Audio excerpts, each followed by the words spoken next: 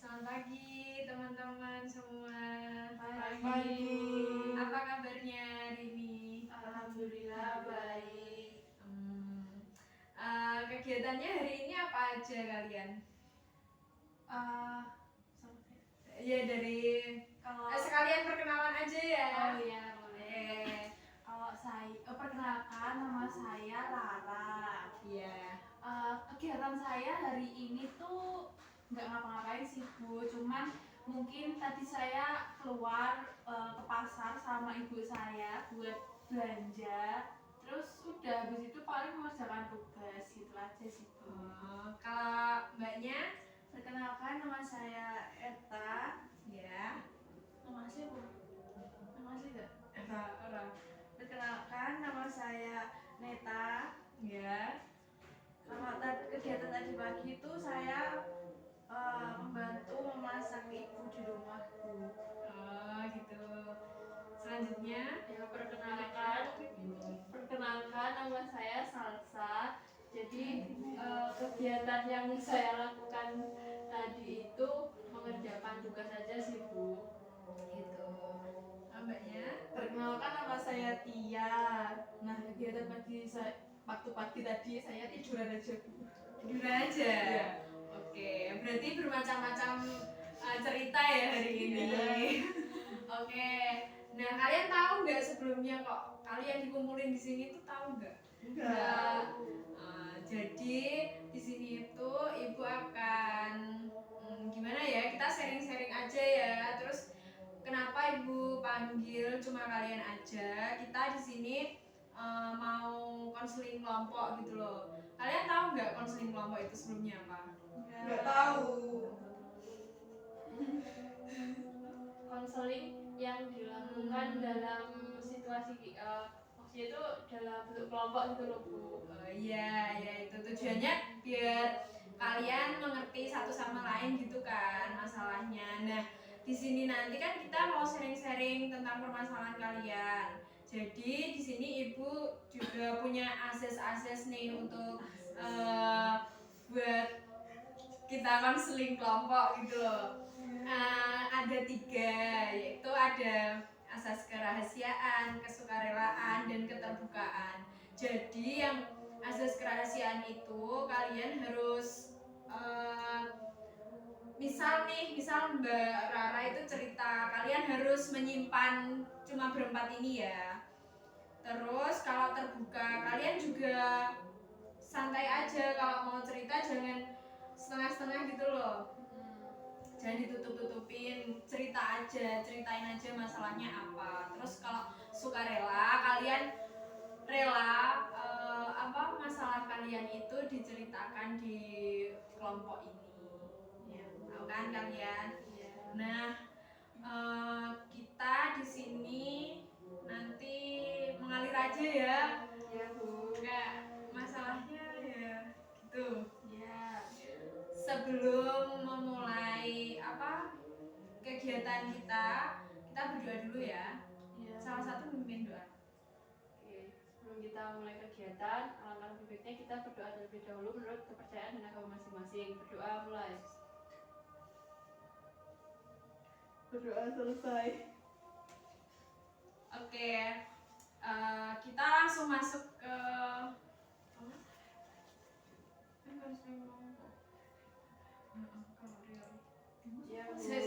karir ya.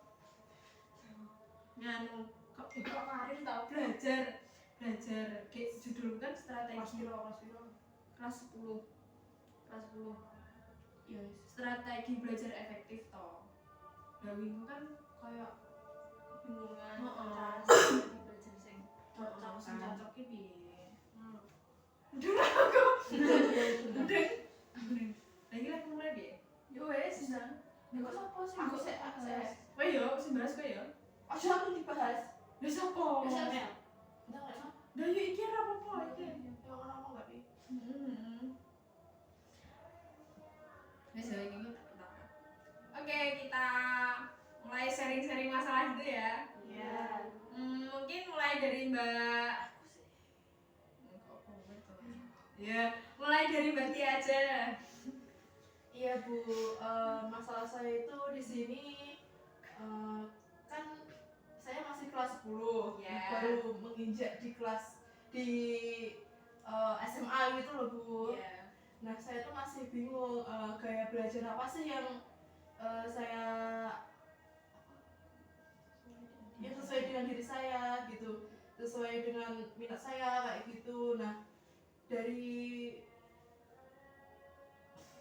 BK dari guru BK itu kan biasanya kalau ada kelas 10 tuh ada tes kayak gaya belajar ya Bu. Nah itu di situ belum ada gitu. Nah jadi saya itu belum tahu gaya belajar apa sih yang sesuai sama saya, kinestetik, auditory atau visual. Nah itu Bu. Jadi saya itu masih bingung gitu loh Bu, kayak kalau mau visual tuh saya juga sering belajar sambil dengerin musik kayak ya gitu sih Bu. Oh gitu.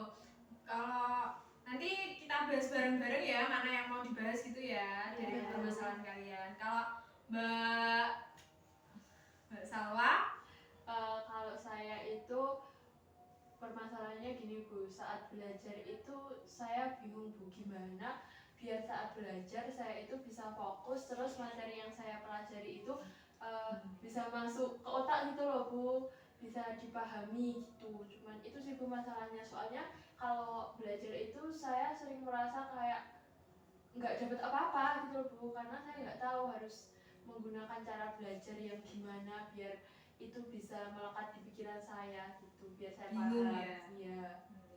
Oke, kalau Mbak Neta, Kalau saya itu masih bingung Bu, cara belajar yang efektif bagi saya tuh bagaimana, karena saya tuh sering belajar sebentar habis itu besoknya lupa. Ya itu Bu, masih bingung strategi yang cocok buat gaya belajar saya biar gak kelupaan terus. oke. Kalau Mbak Rara gimana masalahnya? Kalau saya itu mungkin saya tuh punya kebiasaan kayak sering menunda-nunda pekerjaan dan belajar gitu loh Bu biasanya. Oh iya. Karena tuh kadang pas pulang sekolah gitu kayak udah capek kan, terus kayak saya ngantuk biasanya Bu. Ngantukan gitu ya? Iya. Mbak. Terus jadinya saya mau belajar tuh kayak aduh udah ngantuk, jadi nggak jadi belajar dan akhirnya saya malah memilih untuk tidur Bu. Tidak mengerjakan tugasnya itu tadi. Iya, kelupaan Bu karena jadi udah, kalau mengerjakan tugas itu kalau udah mepet deadline gitu. iya.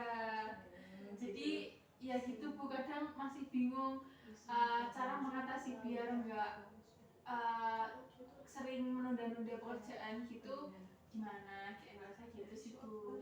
Oh gitu. Iya.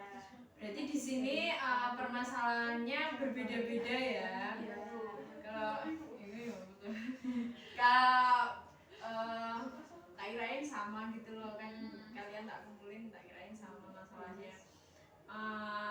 Ini kira-kira yang enaknya yang mau dibahas masalahnya siapa ini? Mbak Salsa. Mbak Salsa. Mbak Salwa. Iya. Oh Mbak Salwa. Oke. Mungkin diceritain tipis-tipis dulu Mbak. Iya, kalau diceritain tipis-tipis kan tadi sudah saya ceritakan. Ya berarti lebih mendalam lagi biar teman-temannya ngerti. Ya itu Bu, lebih kayak ya bingung dengan strategi belajar yang cocok untuk saya sih Bu, soalnya kan saya seperti yang saya katakan, kalau belajar itu saya merasa saya itu tidak mendapatkan apa-apa Bu, nggak ada yang materi yang saya pahami gitu loh Bu. Jadi kayak saya belajar, saya membaca materi, ya udah Bu, habis itu hilang, nggak ada yang tertinggal di ingatan saya gitu loh Bu. Iya. Nah itu saya itu bingung gimana caranya biar saya itu kalau belajar itu bisa benar-benar memahami materi yang saya pelajari Bu. Nah, sangat sulit ya kalau Iya. bingung, kebingungan gimana ya.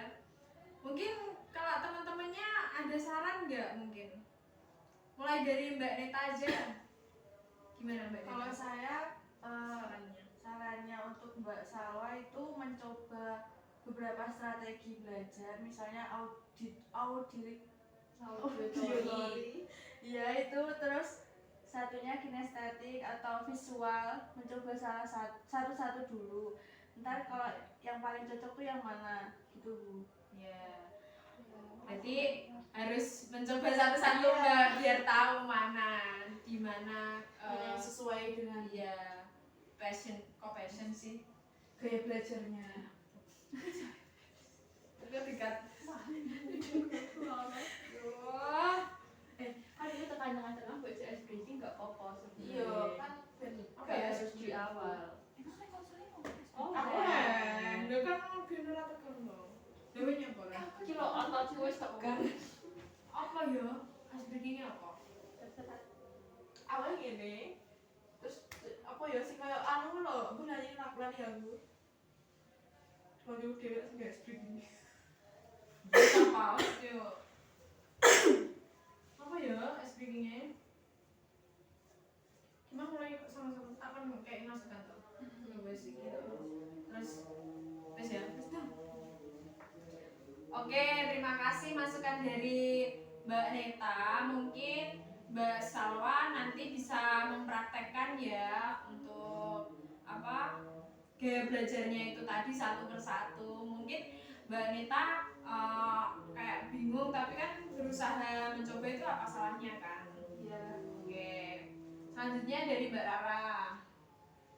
Kalau saran dari saya sih mungkin Mbak Salwa bisa mulai belajar kayak Mbak Salwa mungkin lebih suka belajarnya di tempat yang sepi, yang tenang gitu, atau kayak di tempat yang rame atau belajar bareng-bareng gitu, biar nanti apa yang Mbak Salwa pelajarin itu bisa lebih masuk ke otak gitu. Jadi hampir sama sih, itu harus dicoba dulu mana yang lebih cocok buat Mbak Salwa gitu gaya belajarnya. Sih gitu. Ya. Kalau Mbak Rara sendiri tuh gimana ya cara belajarnya Mbak Rara gimana sih? Kalau saya sih lebih suka belajar yang sepi gitu sih Bu, jadi biar tenang Hening gitu relax, ya. ya gitu. Kalau rame-rame gitu, Udah dicerna ya? iya kalau rame-rame saya nggak bisa sih Bu, biasanya nggak masuk di otak. Oke.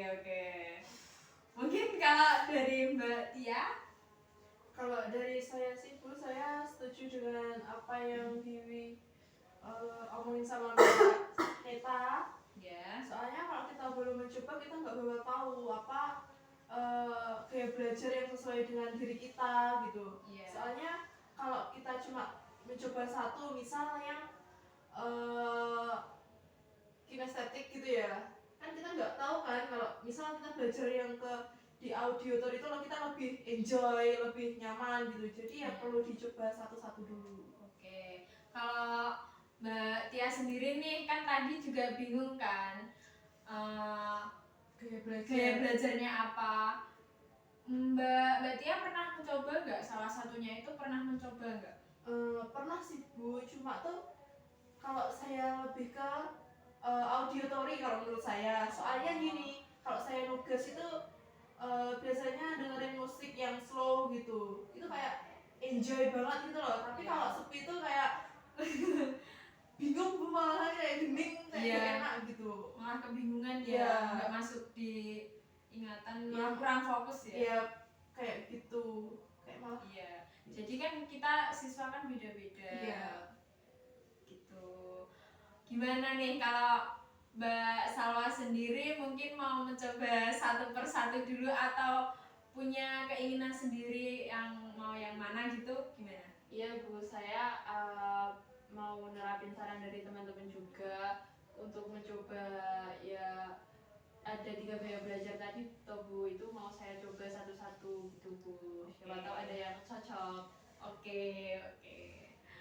Berarti masalahnya Mbak Zahra mungkin udah clear ya, tapi kan masih mau dicoba dulu. Mungkin di pertemuannya selanjutnya kita juga boleh kok kita kumpul lagi terus kita membahas perkembangannya masalah itu tadi.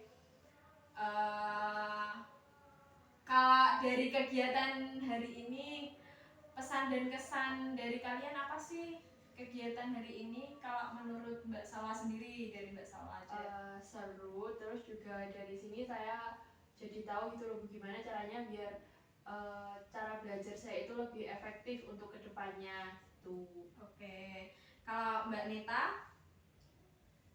Kalau menurut saya itu seru Bu.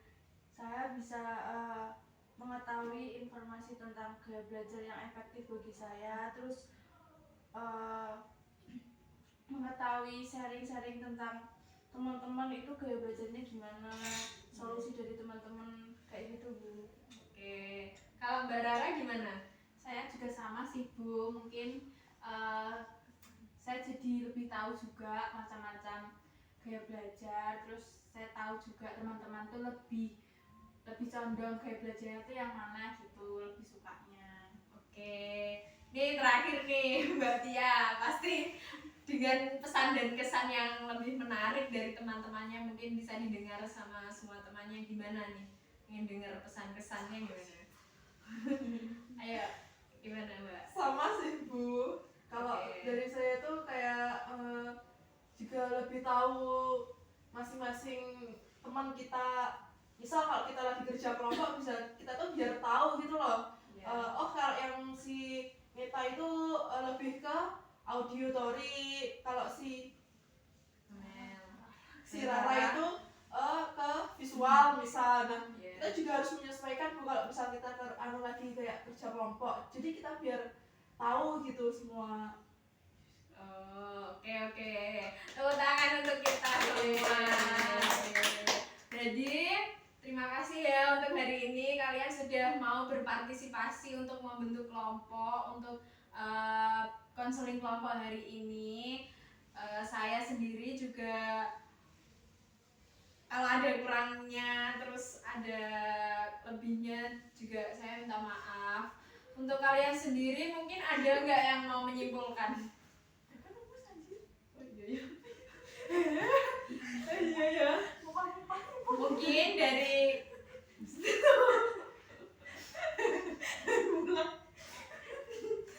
mungkin kalau dari ibu sendiri itu kesimpulannya yaitu strategi belajar efektif itu adalah cara atau metode yang direncanakan secara sadar oleh individu dalam proses belajar dengan tujuan agar materi pelajaran dapat dipahami, dapat dicerna lebih jelas, lebih mudah kayak gitu kan.